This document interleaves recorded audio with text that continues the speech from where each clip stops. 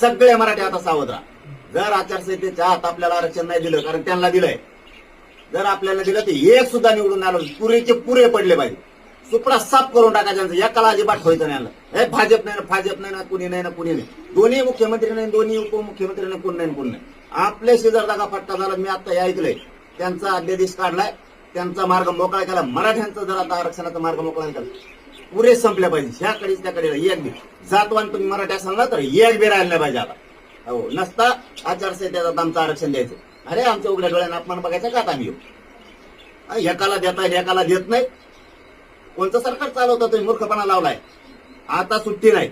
आता यांना ज्याचं होत नाही त्यांचं झालंय.